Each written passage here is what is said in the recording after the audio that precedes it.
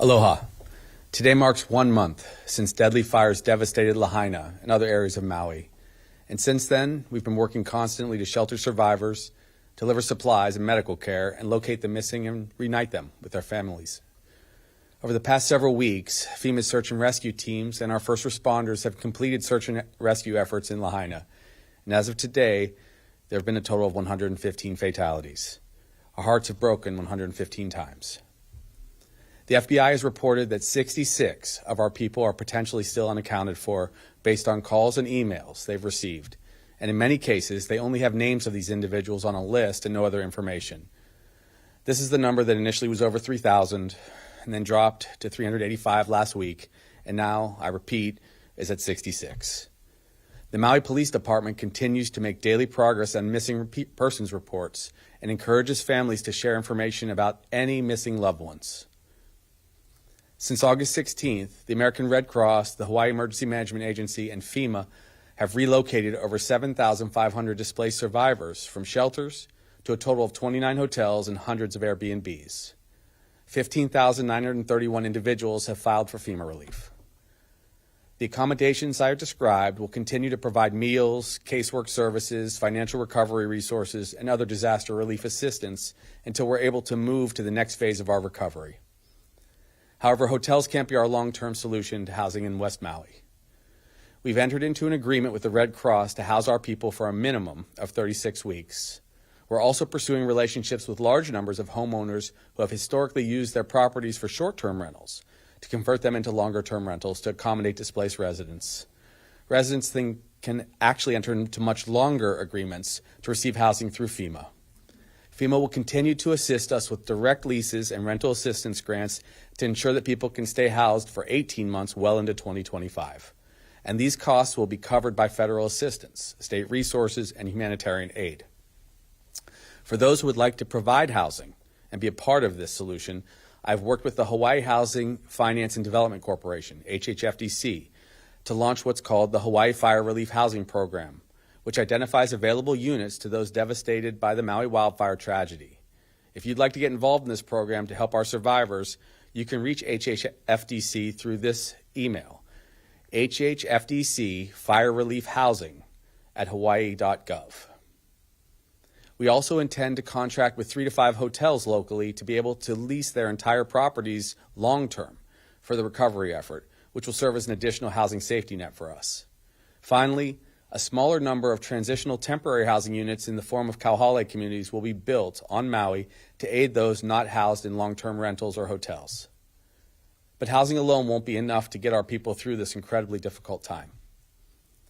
Generosity from around the world has poured into Hawaii, to the American Red Cross, the Hawaii Community Foundation, and the Maui United Way. The tens of millions of dollars donated to these and other worthy organizations are providing life-sustaining support to supplement state and federal need. I've authorized $100 million from a special revenue source called Temporary Assistance for Needy Families, or TANF, to support what others donate, magnifying the power of everyone's generosity.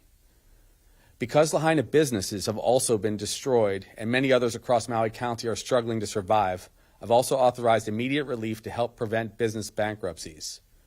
Working with House and Senate leaders and in partnership with Maui County, the Mayor, Hawaii Community Foundation, we'll make $25 million available immediately in the form of $10,000 and $20,000 bridge grants to help businesses all across Maui survive until the economy can recover. The Maui Economic Opportunity Team will help us distribute these grants. Now we turn to Lahaina Town and our road to recovery and healing.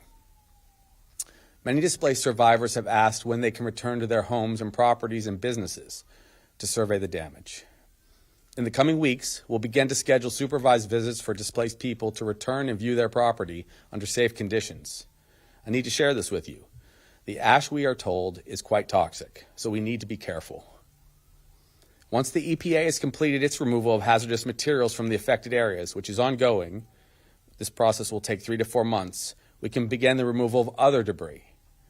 To be clear, people will get in soon, but the long-term debris removal is going to take a great deal of time. We're in a partnership right now with FEMA and the Army Corps of Engineers in this effort. This is going to take the better part of a year to remove all of this debris and over $1 billion to complete.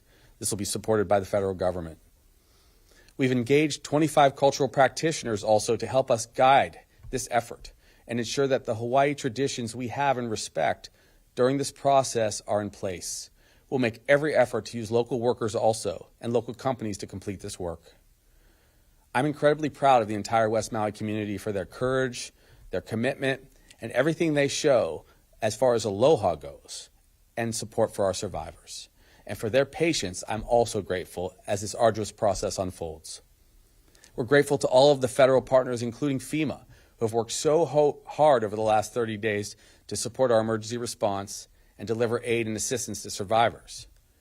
We've received assurances of continued federal support and investment to help West Maui recover and rebuild, and we will support and care for the survivors of this disaster for as long as it takes.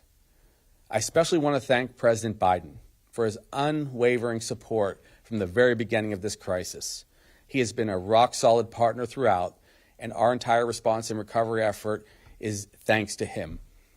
I'd also like to thank Speaker McCarthy and the entire bipartisan congressional delegation for the attention and concern that they have shown the people of Maui.